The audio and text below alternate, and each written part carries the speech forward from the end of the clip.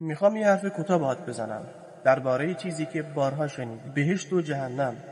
شاید فکر کنی فقط برای ترسوندنه، اما اگه با دلت نگاه کنی میفهمی اینا یه نشونه این که این زندگی بی حساب و بی معنا نیست. عقل میگه خوبی و بدی نباید یه نتیجه داشته باشن.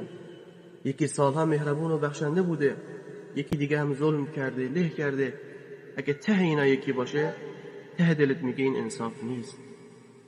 مثل وقتی زحمت کشیدی و یکی دیگه با تقلب نمرتو گرفت. اون حس اعتراض همونه که نشون میده ما دنبال عدالتیم و این عدالت رو فقط یک کس میتونه درست اجرا کنه، خدا. کسی که کامل میبینه، اشتباه نمیکنه، بی انصافی نمیکنه و نمیترسه و تواناییش رو داره. فکر کنی آدمی دستش رو بزنه به شیشه، جاش میمونه. هر کاری تو این دنیا یه رد پایی داره، همه چی یه اثر میذاره. پس چطور میتونه کارهای ما، انتخابهامون، خوبی و بدیهامون بی اثر بمونن؟ اگه آزادی داریم که انتخاب کنیم، باید مسئول نتیجه اون انتخابا هم باشیم.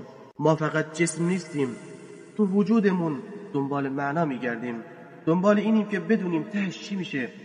خدا گفته هیچ کاری بی جواب نمیمونه. بهشت و جهنم فقط ابزار پاداش و مجازات نیستن، آنها نماد عدالت، اختیار و هدفمند بودن زندگی انسانها هستند. خداوند با مهربانیش راه درست رو نشون داده و ما رو آزاد گذاشته تا انتخاب کنیم. پس وجود بهشت و جهنم نه تنها منطقی و عقلی است، بلکه نشانه عمل و رحمت الهی هم هست. بهشت و جهنم یعنی این دنیا بی حساب نیست، یعنی خوبی و بدی بی جواب نمیمونه.